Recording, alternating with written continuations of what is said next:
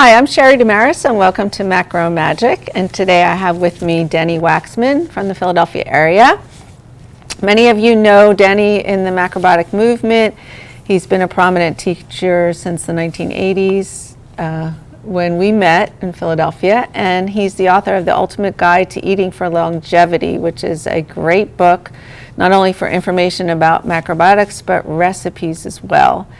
And he's the president of the Strengthening Health Institute, where he teaches people all stages of macrobiotics how to cook and develop a lifestyle, macrobiotic lifestyle. So today we've had Denny on for several times on the show, as well as Susan. And today we're going to talk about climate change and also healing the body and how those two sort of go in sync, which many people don't realize that connection. So welcome, Denny. Thank you, Sheri. Happy to be here. Yeah, and some of the most hopeful news that I received when you were teaching in a Scene natural food store, and I would go for lectures, was that our body naturally wants to go back to the healing state. If we cut ourselves or we're in an accident, immediately, the body moves into healing. And that same principle applies when you're recovering, when you're eating good, clean, healthy food, that you developed a sickness for years. It took time to develop, like heart disease or cancer, and then you start to see improvements within weeks. Right. So that whole premise can work along with climate change? Well, yes. Well, first of all, as you mentioned, we're self-healing beings. Our body knows how to and wants to return to health at any moment. At the same time, there's been a strong movement of looking outward to the government, the medical profession, or whatever organization to try to create not only health for us, but a healthy situation. And it certainly hasn't worked well in the last couple of years, and I don't think it'll work, period. On the other hand, we have the ability to create our own health. And when we're healthy, everything around us becomes healthy, including the environment. And when we're not, we see what we have now. So that's the number one point. But, if you say we're self-healing beings, we have the ability to create and maintain health, then how do we get sick? So the answer is actually quite simple. Number one is we don't really understand the basics of diet and health. But we do have models that have been around for thousands of years, which we'll come back to. So first of all, it's hard to be healthy if we don't really understand, what steps to take. So that's number one. But the bigger thing is we've been poisoning ourselves more and more because 70% of our food is GMO food. So between GMOs and glyphosate, we're poisoning ourselves and the environment. Together with that, 70% of the food that Americans eat is ultra-processed food. And as a result, you can see if you take obesity and overweight together, 70% plus are overweight or obese. And degenerative illness is it's epidemic, it's out of control because of that. In addition, in the 1800s, 50% of our time was outside in natural light. In the 1950s, when I grew up, 25%. Now it's 7%. 25% of when I was a kid. In other words, we're inside almost all the time being exposed to electromagnetic fields, radio waves, just the pollution. Together with that, lack of social contact. So basically we're doing everything that creates sickness and almost nothing, for the most part, that creates health. So this is the situation we've gotten ourselves into. Yeah, and so I guess whatever's happening inside is happening outside. So inside our bodies are sick, then outside our environment gets sick. Exactly. Healthy people create healthy families, communities, businesses, society, healthy environment. Right? It's not so when you're healthy, you naturally want everyone around you to be healthy. sometimes it's like the fault of people pushing, becoming, too pushy, but it's, The food Nazi. that's right. It's our natural tendency. And when we're not healthy, when we're sick, that's what we create around us, and that's the problem. Right? When you have so much unhealthy food and such an unhealthy lifestyle, it's a natural outcome of that, natural result for the environment. I know just with noise pollution, once I became macrobiotic, I didn't want to go to loud parties and be around loud people and, go through loud cities. And, you sort of change in your vibration. Right. Yeah. Right. Now, fortunately, we've got a model that we can look at, and that's traditional societies that have been around for more than 10,000 years, and they've enjoyed great health and longevity, and they haven't spoiled the environment. They've actually preserved the environment, to give to future generations. One of my early inspirations was a book published by Rodale called Farmers of 40 Centuries. It was about 4,000 years in China with such little land, how they managed to not only maintain the soil, but to improve it over the millennia. So, And that's such a big wave right now, regenerating the soil. Right. Globally at the UN and within all these young people, I think, are actually trying so hard to improve the environment, but they're not looking too much into their own personal health. Right. Only healthy people can create a healthy environment. There's, And I can attest to that because before I was macrobiotic, all my plants were dying in my house. Never watered them, but now that I'm more cognizant and aware, it's like, you want to be surrounded by green, healthy plants as well. So I have a question for you. So someone eating the modern diet, can they cook delicious, nourishing, satisfying macrobiotic meals if Good they're not eating question. the food? Good question. Right. And oftentimes what I find is people try to teach macrobiotics and then they haven't really got in touch with their own self and they're binging on the side. So when you go to their cooking classes, you sort of see an imbalance there or strange, combinations of ingredients. Yeah. So we have this model in traditional societies, and it's consistent throughout the world.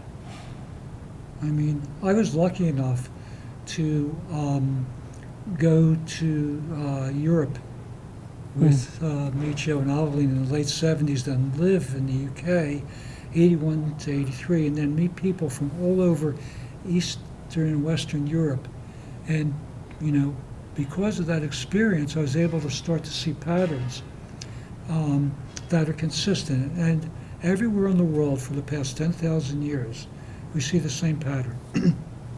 Their diet was grains, beans, and vegetables, seeds, nuts, and fruits, with naturally fermented foods and mild beverages and mild sweeteners, with very little animal and dairy foods.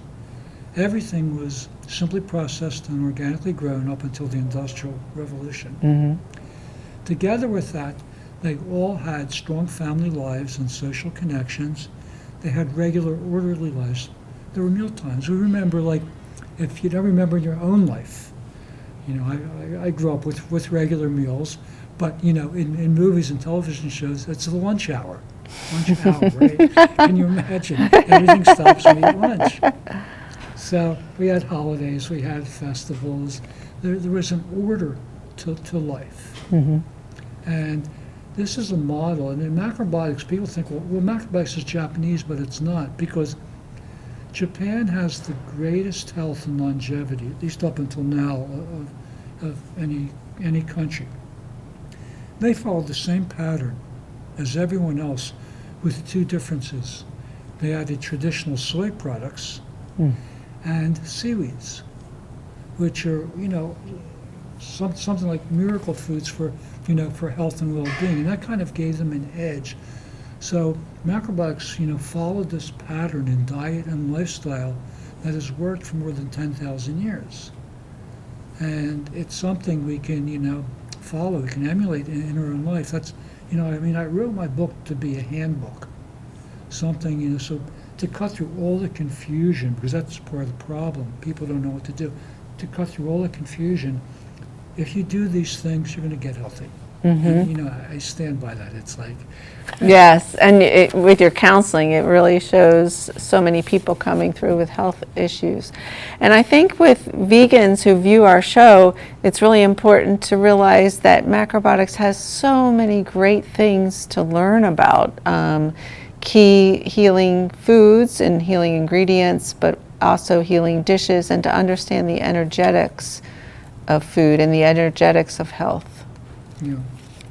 Another thing, well, a couple of things have come to light, recently that's part of macrobiotics, because we've been saying for years to limit our exposure to electromagnetic fields and radio waves, and to get as much natural light and outdoors. So the importance of natural light and sunlight, and the harms of EMFs, radio frequencies, and blue light are coming out more all the time. But recently there's been a lot of discussion about intermittent fasting or time-restricted eating, which is a hallmark of macrobiotic practice, because we've been saying, since I've been involved, healthy food needs to end before 8 p.m. Of course, we don't want to eat after dinner. If we don't have breakfast till 8 a.m., we automatically have 12 hours without food. Now, the average in our country is 14 hours of eating. So just complying with that, 2 hours makes a world of difference. Now, some people say, well, you should restrict it to 8 hours, but I don't agree. Because macrobiotics already is a low-fat, calorie-restricted diet. That means if you skip breakfast 2 or 3 days a week, then you're getting to 16 hours, right? Stopping by 8, not eating till noon, you have 16 hours 2 or 3 times a week. So that brings out, the uniqueness. It basically amplifies the power and the benefits of macrobiotic practice. Yeah, I love that. We're going to take a commercial break. We're going to see your commercial, which is really inspiring. And when we come back, we're going to learn more about healing ourselves and healing the planet.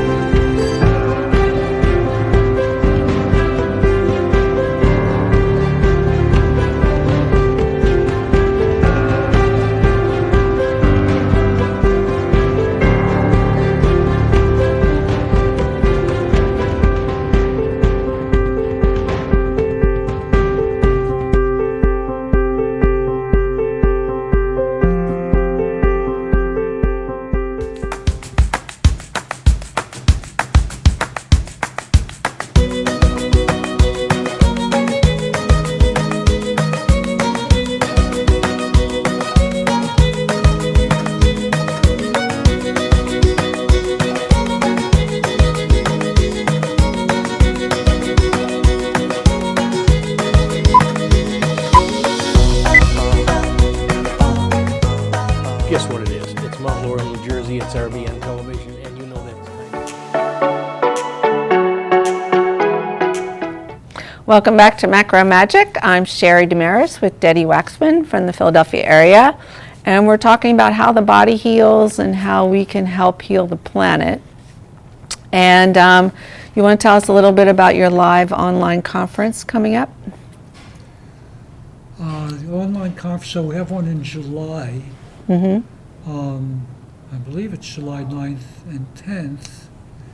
And we have a great lineup of teachers. It's really unique. I'm very, very excited about it. So to win, a mindfulness teacher is going to be do 2 classes in mindfulness movement. Then we have Paul Lambeth, who I met in the UK in the early 80s. He's a shiatsu practitioner, and he's going to be teaching a class on meridian stretches. Nice. And I did them 20 years. I did them for years and years, and I stopped, I don't know, for some reason, maybe 20 years ago. And I started in the last year again. And I'm amazed at how powerful they are for really, restoring and correcting our health in so many ways. And his son is a professional chef.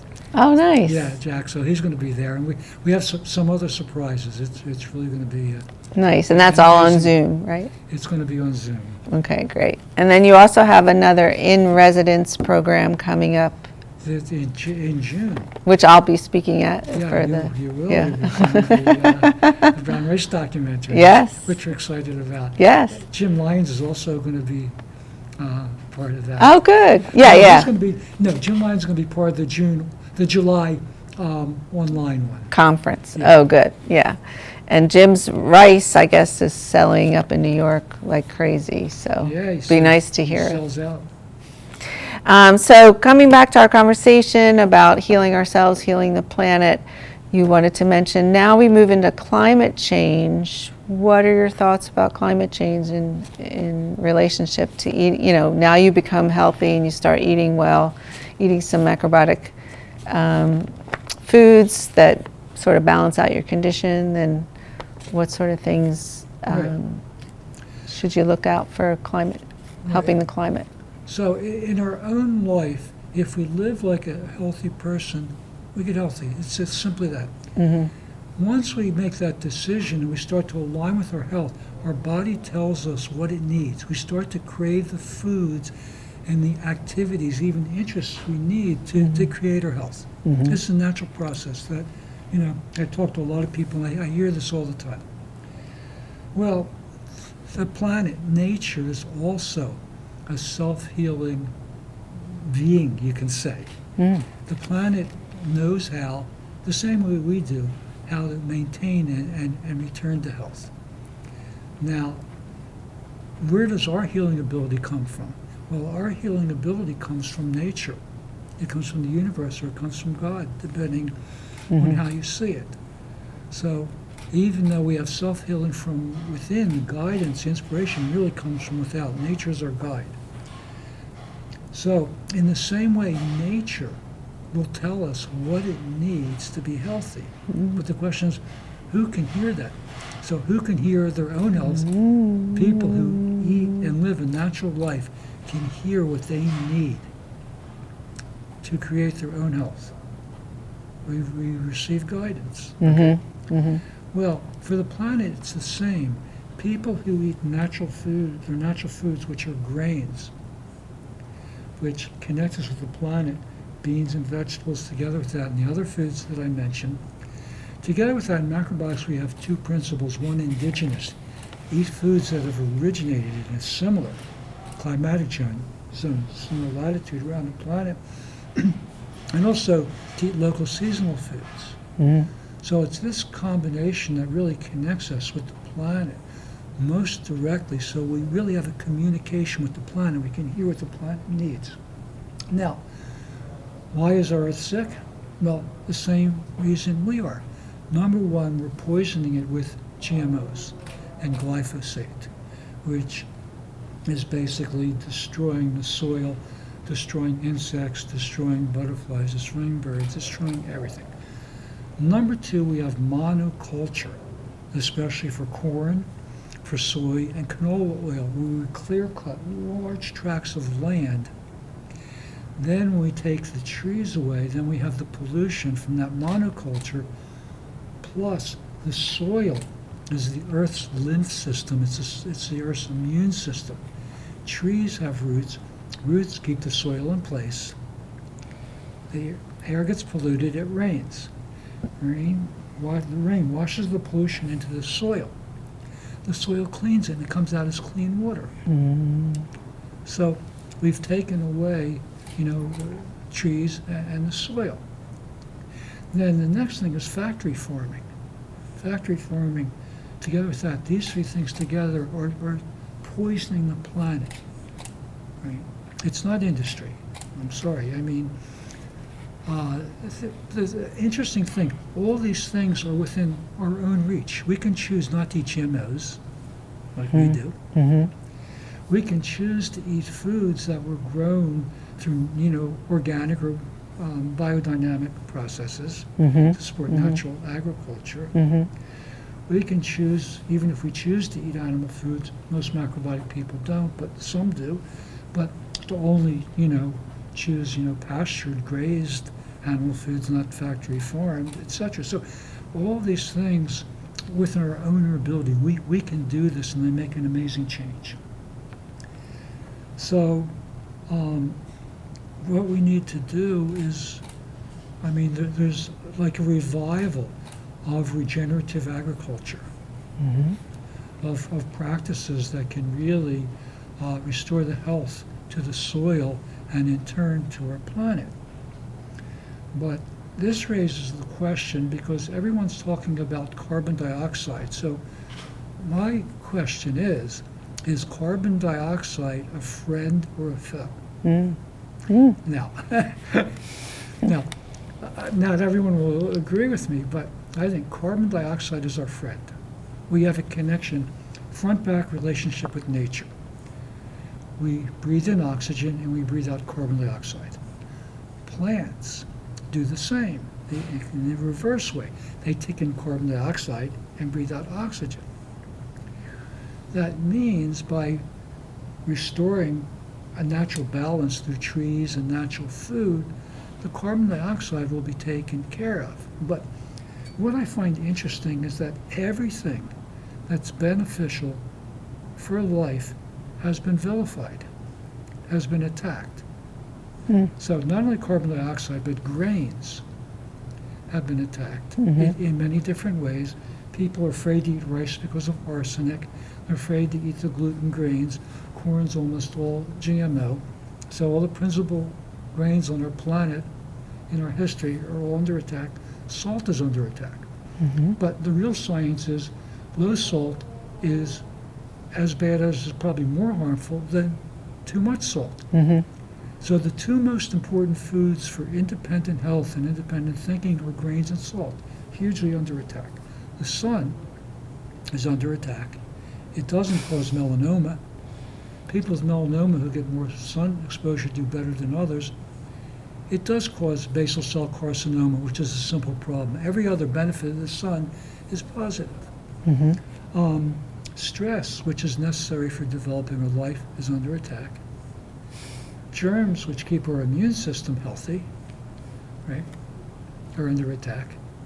So I kind of joke, but it's not really a joke. Germs are my friend. I love germs. Bring them on. That's right. And they're rolling in the dirt like a kid is the best thing you can do. And, Sure. where do they have the most deadly germs? And the answer is in a hospital. Why? Because they're afraid of germs and they try to destroy them, and they basically make super germs, antibiotic, resistant MRSA and C. diff and all these other things. But if you'd like germs, you cultivate healthy ones. So my point is even safety, promoting safety over risk, over adventure. So basically everything we need for independent health and happiness is under attack. And I think carbon dioxide is another scapegoat. Another example I just thought of. Back in the 80s, when they really went after tobacco as the number one cause of our health, I wrote an article called Smokescreens. And the basic idea was, I'm not saying tobacco is healthy, everybody knows it's not, but it's not number one. Food is, diet is. It's not activity, it's not smoking, it's diet. So it was a smokescreen taking our attention away, and it hasn't gotten better. We've gotten more away from what a healthy diet is. So I think carbon dioxide is another one of those smoke screens blaming fossil fuels in industry, when I'm not saying they're good the same way as tobacco, but I am saying there's so many other things that are in our control, our reach, that we can do that will make an effect immediately. So you eat healthy food today, you notice the benefits tomorrow. In 2 or 3 weeks, you're a different person as you. Yeah, for sure. Well, thank you, Denny. We got to wrap up. And thank you for coming on the show. I think what you said, especially about the soil being our natural lymph and to clean up the soil, really important ideas for your viewers. And thank you, viewers, for listening. Make sure to join us each week and visit our website, macromagic.com. We're putting up Denny's contact information if you'd like an appointment for counseling or to see any of his programs. Thank you so much for coming on the show and supporting the show. And this is Sheri DeMaris, and make sure to tune in next time. See you then.